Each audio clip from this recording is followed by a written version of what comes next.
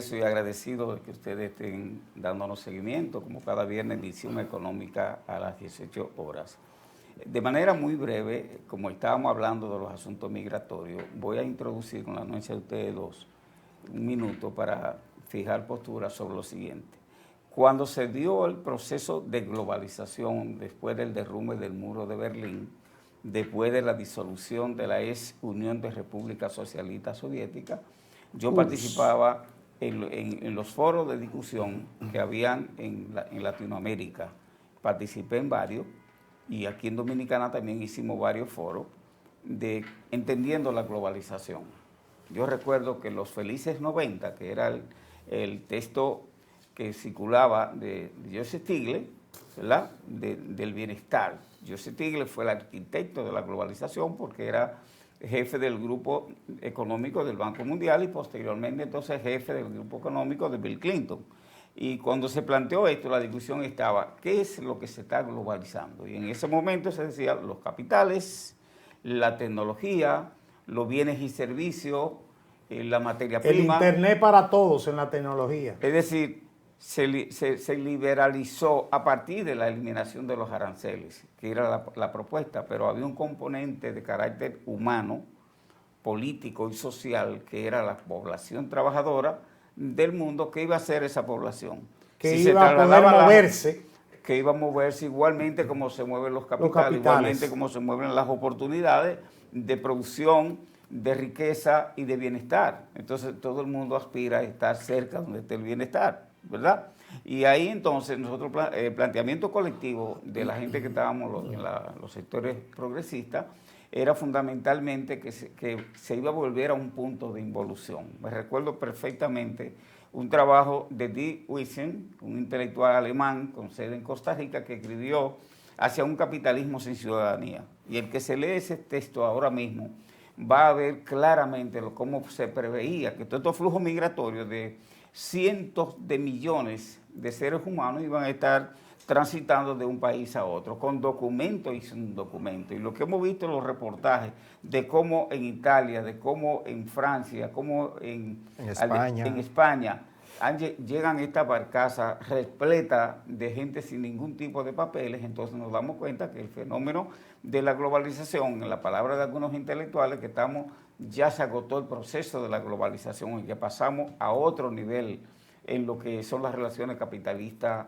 de producción. Es decir, que lo que está pasando con las migraciones hoy día es un resultado de ese proceso de liberalización y de movilización de los capitales que se programó, pero nunca se llegó a cabo. Bueno, pero fue que el mundo dio un retroceso, dio un frenazo, digamos un giro, ¿verdad? Y ahora trata de, bueno, la tesis de Lenin que decía 2 pasos adelante, 1 hacia atrás, o era al revés, 1 hacia adelante y 2 atrás, no me acuerdo. Así era.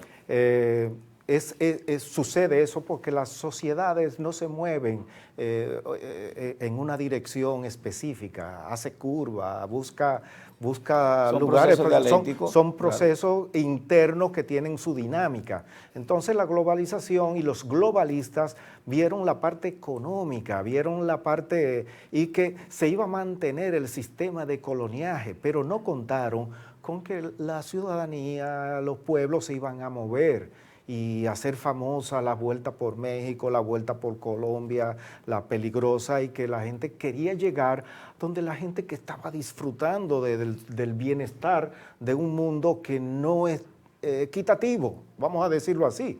Y muchos países podría decirse que no tienen instituciones y eso no les permite desarrollarse o que no tienen un capital, pero es como la educación, o sea, no tienen oportunidad porque desde que nacen ya no es posible, ya no van en competencia. No es lo mismo un muchacho que nació en Puñal, como yo, a un muchacho que se crió en Santiago y que estudió en La Salle. Sus niveles de relaciones son otros. Diferentes. Son diferentes. Entonces, completamente eso ya diferentes. me llevan, yo me desayunaba con un pancito y aquellos iban bien desayunados, ya yo llevaba la desventaja. Sí. Para competir hay que hacer muchas cosas y eso es lo que pasa con el fenómeno de la migración. Finalmente, sobre el tema, para cerrarlo, miren, el que esté interesado en este tema, El arquitecto de la globalización fue Joseph Stiglitz, economista norteamericano, premio Nobel, que le ha ido muy bien monetariamente hablando y académicamente también.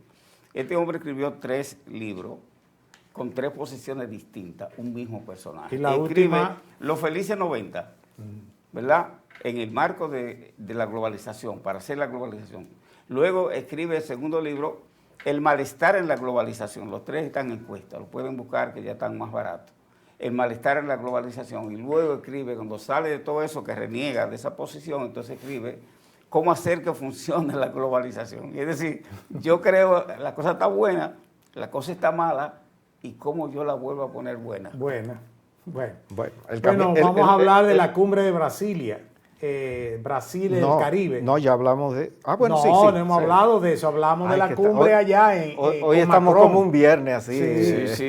Bueno, se tratará el tema haitiano con Lula da Silva, y aunque el presidente se reunió en la OIT con el presidente de Brasil, hoy comenzó un asunto oficial en Brasilia principalmente, donde el presidente tuvo unas palabras de orden en la reunión en el día de hoy. Y lo que se va a registrar es el cambio climático y la crisis haitiana, junto con el presidente Ignacio Lula da Silva. Bueno, las palabras del presidente terminaron invitando a que participaran a los presidentes que estaban ahí del Caribe, que participaran de la cumbre de diciembre. De las Américas, que tendremos, que esa cumbre, si Donald Trump no viene, cumbre no tiene gracia. No tiene gracia. ¿Y tú crees que vendrá? Posiblemente. Todo depende, es que el mundo cambia por minutos. O sea, tú puedes tener, y no sabemos qué va a hacer Netanyahu, qué va a hacer Putin, o qué va a hacer China. Porque China puede rodear China no está en guerra, China no está en guerra, China está en lo suyo. China está en que no importa que el gato sea blanco o negro, siempre que case ratones. Bueno, mira, lo que podemos decir ya terminando. Discúlpeme. Bueno, lo importante de esto es que 15 mandatarios del Gran Caribe están participando en esa cumbre de Brasilia. El presidente de Cuba y el presidente de la República Dominicana. Estamos hablando de 17 presidentes en una cumbre. No, pero el de Cuba no está invitado. Sí, fue invitado. Yo lo que no sé si Díaz Canel estaba presente, pero sí fue. República Dominicana y Cuba fueron como invitados, ¿verdad? A esa cumbre de Brasil-Caribe.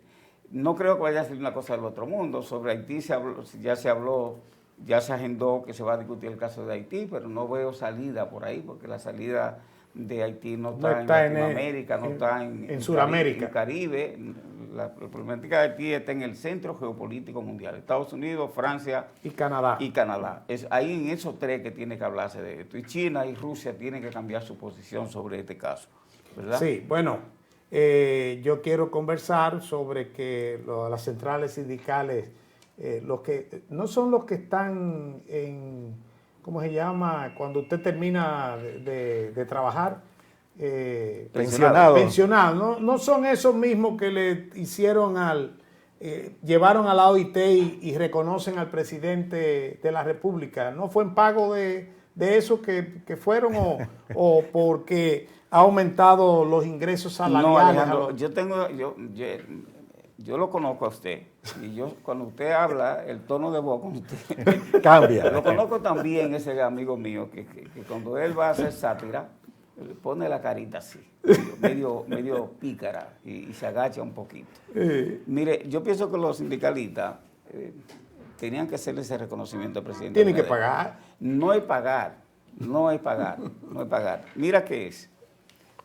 Primera vez que sucede que un presidente hace incidencia política para que el sector privado reajuste los sueldos, los salarios de los trabajadores. Sí, eso es verdad. Mira, eso es una... Usted recuerda que hablábamos que el presidente puede sugerir, pero no imponer. Yo he participado en todas las luchas sociales de este país por la mejora de las condiciones de vida de la gente y me las sé todas. Y no había visto un presidente, y no soy abogado de don Luis Abinader, por supuesto que no. Estoy diciendo es que se justifique el reconocimiento, porque el reconocimiento viene por las iniciativas del presidente de la República respecto a las mejorías salariales de los trabajadores. Pero ya en el gobierno anterior se hizo eso. En el gobierno anterior se hizo eso. Sí. También sí, ¿para qué ahora el gobierno y los sindicatos golearon a los empresarios ahí. Sí, sí, pero que era ahí tenemos la foto de la cumbre. Era la cumbre. Mírala ahí. Era justo y necesario. Entonces, y al lado de Lula da Silva, Qué bien. Entonces, y que por el tamaño quedó en el tamaño centro. Ustedes saben quiénes estaban franqueando al señor presidente. No, señor. Gabriel del Río de un lado. Sí. Estoy hablando de reconocimiento. En la OIT, sí. Sí, en la OIT. Gabriel del Río de un lado, en Ginebra, y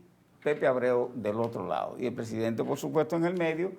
Y el de la OIT también estaba al otro extremo, cerca de don Pepe Abreu. Es decir, Alejandro, le corrijo, yo no creo que fuera pagando la pensión. Eso no es pago, no. Porque esa pensión son merecidas a esos sindicalistas, son merecidas. Y yo me atrevería a duplicarle la pensión, con tal que salgan. No, que se conviertan en asesores, ciertamente asesores, no los líderes del movimiento sindical, sino asesores de las centrales sindicales en la Pero República no sabemos Dominicana. quién los va a elegir a los sucesores, quién va a elegir los sucesores. Si son ellos mismos. Porque no hay nada, esos son cascarones, no hay una federación que no tiene sindicatos y sindicatos que no existen. Bueno, cuando tú ves que en un país el presidente de la República es que tiene que hacer la incidencia para que se reajusten los sueldos y salarios, precisamente por eso, porque no hay líderes sindicales en la República Dominicana. Don Henry, despida, por favor. Bueno, pues ya concluidos los temas de esta semana, pues les invitamos a que la próxima semana, viernes, sintonicen a Boreal Televisión para que se encuentre con nosotros en Visión Económica a las 18 horas.